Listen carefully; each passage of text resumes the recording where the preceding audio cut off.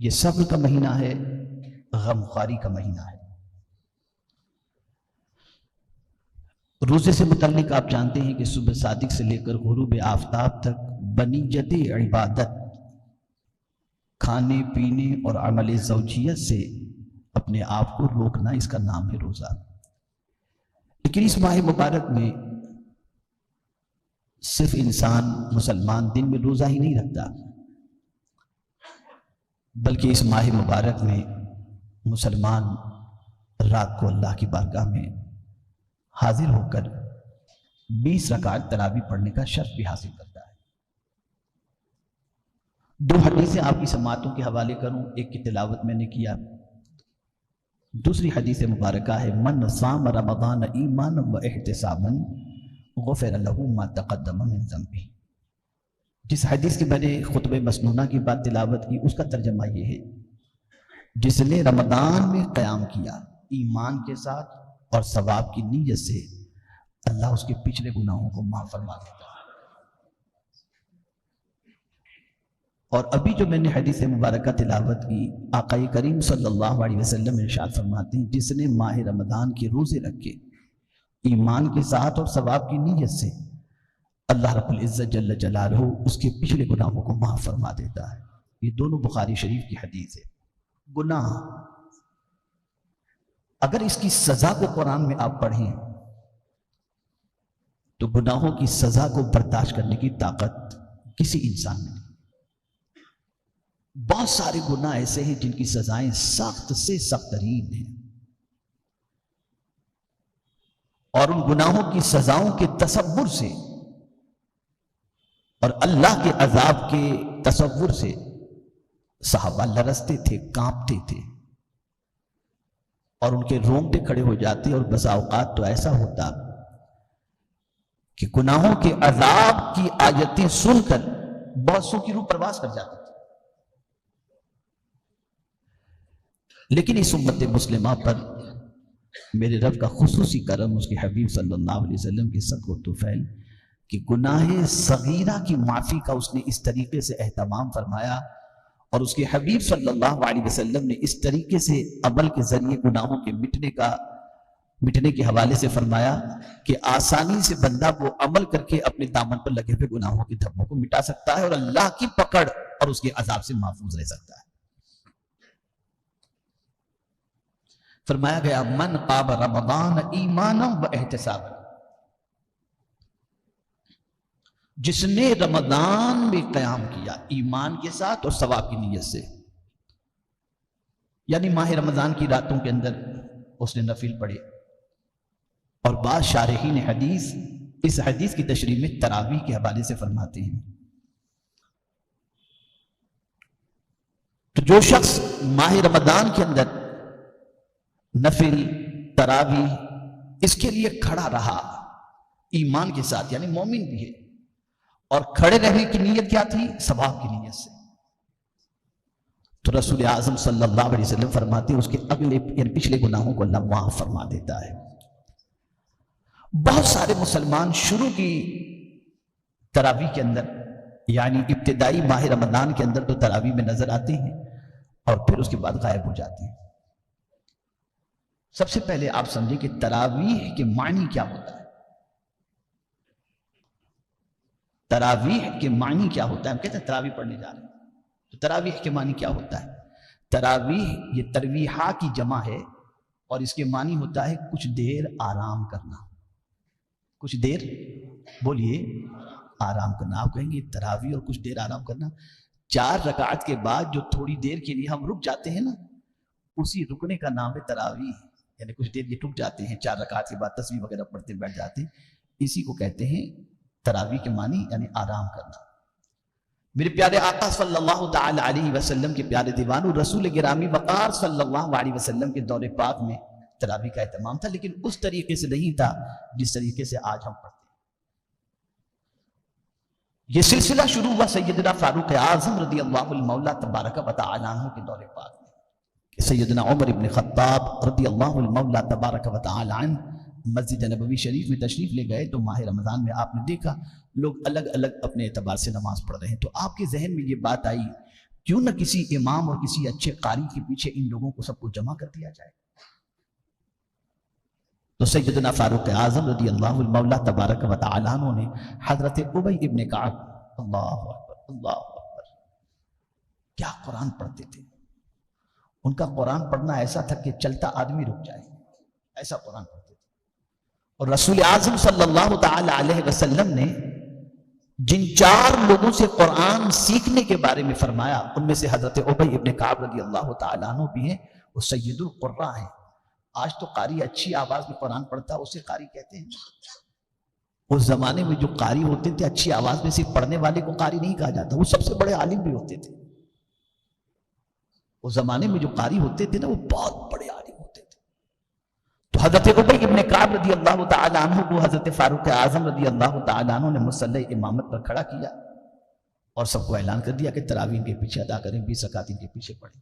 تب سے یہ سلسلہ شروع ہوا اور آپ نے فرمایا یہ کیا ہی اچھی بدعت ہے، یعنی کیا ہی اچھا سلسلہ ہے. سیدنا علی کرم اللہ تعالی وجہہ الکریم مسجد نبوی شریف کے قریب سے گزرے تو مسجد کھچا کھچ بھری ہوئی تھی اور حضرت ابی ابن کعب رضی اللہ تعالیٰ عنہ قرآن پڑھ رہے تھے اور مسجد نور علی نور تھی. تراویح ہو رہی تھی، نماز ہو رہی تھی.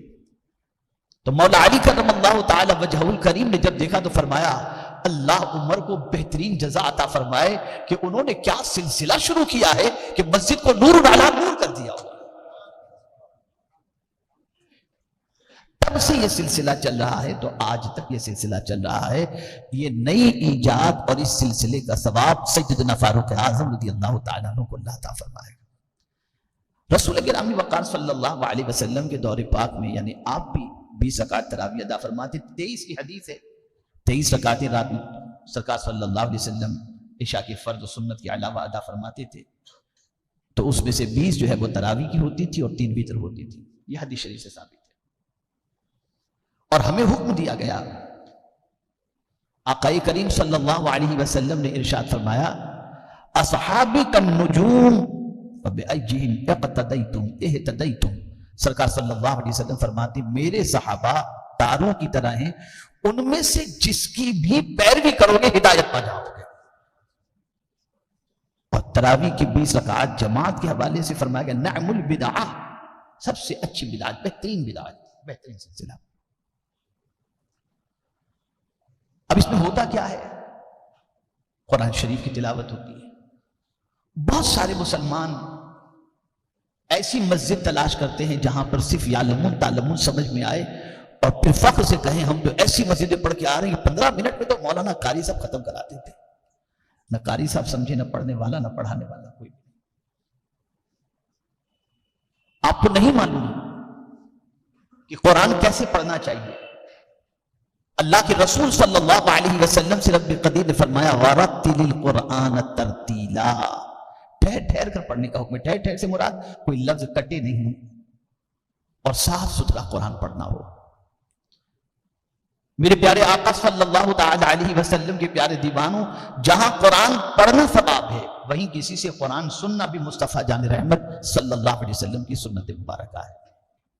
اور ماہ رمضان یہ اتنی برکت والا مہینہ ہے کہ وہ لوگ جن کو قرآن پڑھنا نہیں آتا اور نہ وہ قرآن سیکھنا ضروری سمجھتے ہیں تو قرآن ختم کیسے کریں گے؟ اور جب قرآن ختم نہیں کرتے تو میرا مولا چاہتا ہے تو مسلمان یہ پورا قرآن سننے کا ایک بار شرف حاصل کر لیں تو تراویح میں حافظ پورا قرآن پڑھتا ہے اور پیچھے کھڑے رہنے والا بندہ پورا قرآن سننے کی دولت سے مالا مال ہو جایا کرتا ہے. میرے پیارے آقا صلی اللہ تعالی علیہ وسلم کے پیارے دیوانوں، قرآن سننا کتنا بڑا فائدہ ہے. اللہ اکبر. 7ویں پارے کی پہلی آیت جس میں رب قدیر جل جلالہ نے ان لوگوں کا تذکرہ فرمایا جو قرآن سننے کے بعد جن کی جو کیفیت بنتی تھی وَإِذَا سَمِعُوا مَا أُنزِلَ إِلَى الرَّسُولِ تَرَىٰ أَعْيُنَهُمْ. جو کچھ اللہ کے رسول صلی اللہ علیہ وسلم پر نازل ہوا یعنی قرآن، جب انہوں نے سنا تو سن کر ان کی آنکھیں ابل پڑی یعنی آنکھوں سے آنسو نکلنے لگ گئے. کون ہے وہ لوگ؟ وہ نصرانی تھے، مسلمان نہیں تھے. لیکن جیسے ہی رسول اعظم صلی اللہ علیہ وسلم پر نازل ہونے والے قرآن کو انہوں نے سنا، ان کی آنکھوں سے آنسو نکل پڑے اور فوراً وہ اسلام قبول کر کے مسلمان ہو گئے. یہ قرآن، قرآن دیکھنا بھی عبادت، قرآن پڑھنا بھی عبادت، اور قرآن سننا بھی عبادت.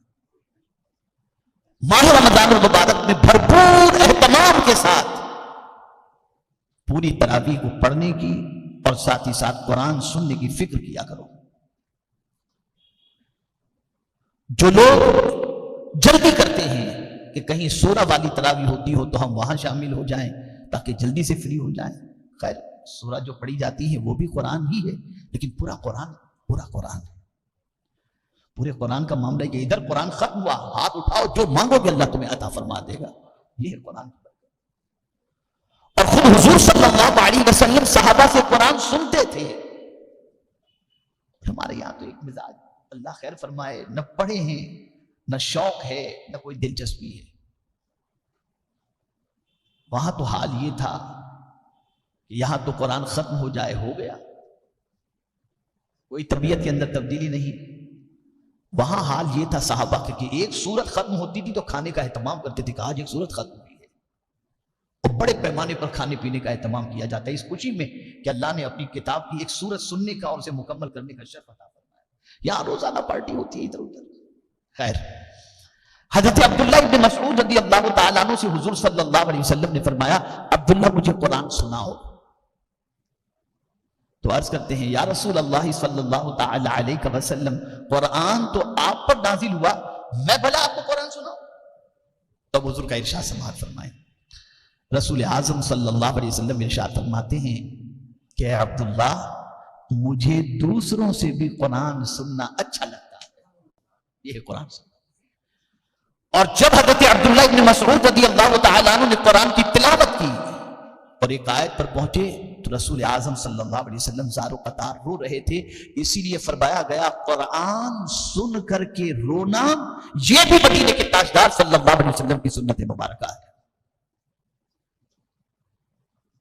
تو ماہ رمضان میں تراویح کے اندر شرکت کا بھرپور اہتمام کریں، اور جہاں اچھی طریقے سے قرآن پڑھا جاتا ہو ایسے قاری کی اقتداء میں نماز ادا کریں. الحمدللہ ہمارے یہاں امام ہوں یا حافظ ہوں، قاری صاحب جو تراویح سناتے ہوں، سب کا قرآن دیکھیے، آپ سنیں گے آپ کی طبیعت باغ ہو جائے گی. اور اسی کے ساتھ ساتھ رسول گرامی وقار صلی اللہ تعالی علیہ وسلم ارشاد فرماتے، الصیام والقرآن یشفعان یوم القیامہ. روزہ اور قرآن یہ دونوں قیامت کے دن سفارش کریں گے، شفاعت کرائیں گے. اور روزہ کیا کہے گا؟ توجہ چاہوں گا. روزہ کیا کہے گا؟ مولا اس نے میرا بہت احترام کیا، مجھے جھوٹ سے بچایا، میری چغلی سے حفاظت کی، میری غیبت سے حفاظت کی، نگاہوں کو آوارہ کرنے سے اپنی نگاہوں کی اس نے حفاظت کی، مجھے گندا ہونے نہیں دیا. زبان کی اس نے حفاظت کی، کانوں کی حفاظت کی، نگاہوں کی حفاظت کی، دل کی حفاظت کی، ہاتھوں کی حفاظت کی، پیروں کی حفاظت کی، اور افطار بھی حلال چیزوں سے اس نے. مولا اس نے میری بڑی خدمت کی ہے اور میرا بڑا خیال رکھا.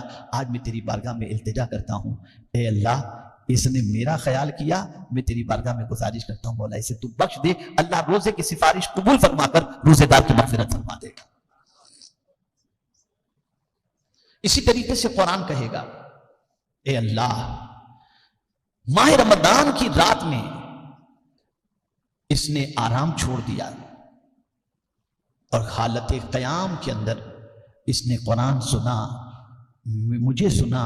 مجھے پڑھا، اور رات کو بھی میری تلاوت کرتا رہا، دن میں بھی میری تلاوت کرتا رہا. اس لیے اے کریم تیری بارگاہ کے اندر گزارش ہے کہ میری سفارش قبول فرما اور اس بندے کو جنت کا پروانہ عطا فرما. اللہ قرآن کی سفارش قبول فرما کر رمضان مبارک میں قرآن پڑھنے والے کی بخشش فرما دے گا.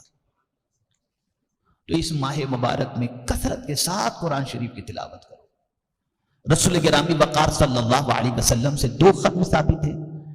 ایک خود ختم کرتے تھے قرآن شریف کا، اور ایک دور جبریل امین علیہ الصلوۃ والتسلیم حضور صلی اللہ علیہ وسلم کو پورا قرآن سناتے. اللہ اکبر اللہ اکبر. جب جبریل امین علیہ الصلوۃ والتسلیم قرآن سناتے تو سرکار صلی اللہ علیہ وسلم کا حال یہ ہوتا کہ حدیث مبارکہ میں ہے کہ حضور اتنی سخاوت فرماتے تھے، اتنا بانٹتے تھے، اتنا لٹاتے تھے، جیسے تیز ہوا ہوتی ہے اس سے بھی زیادہ حضور سخاوت فرمایا کرتے تھے۔ تو ماہ رمضان میں سخاوت یہ بھی بے پناہ ضروری ہے، اور رسول اعظم صلی اللہ علیہ وسلم اس مہینے کے اندر بہت زیادہ غربا، یتاما، مساکین اور ضرورت مند، خاص طور پر رشتہ داروں کی مدد کے حوالے سے ارشاد فرمایا کرتے۔ بس ایک آیت عرض کر دوں، اس کے بعد میں گفتگو ختم کرتا ہوں۔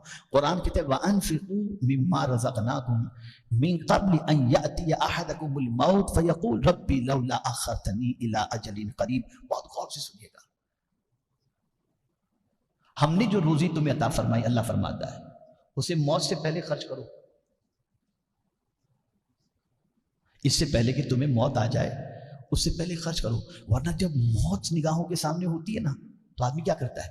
اللہ کے نام پہ لٹاؤ، تو اس کے بعد تو تمہاری وہ چیز رہنے والی ہی نہیں، وہ تو دوسرے ہی کی ہو جائے گی۔ تو اس سے پہلے کہ موت آئے، اس کے آنے سے پہلے ہمارا دیا ہوا مال، ہمارا دیا ہوا رزق ہماری راہ کے اندر خرچ کرو، اس سے پہلے کہ تمہیں موت آئے۔ آپ دیکھتے ہوں گے موت کا چہرہ دیکھ کر آدمی صدقہ کرتا ہے، خیرات کرتا ہے، لٹانا شروع کر دیتا ہے۔ تو اس سے پہلے کہ موت آئے یا موت کا چہرہ ہم دیکھیں اور لٹانے کی کوشش کریں، تندرستی میں جو مال لٹایا جاتا ہے یہ اللہ اور اس کے رسول کو بہت پسند ہے۔ اللہ تعالیٰ مجھے آپ کو سب کو قرآن و حدیث پر عمل کی توفیق نصیب فرمائے، اور رب قدیر جل جلالہ ماہ رمضان المبارک کے احترام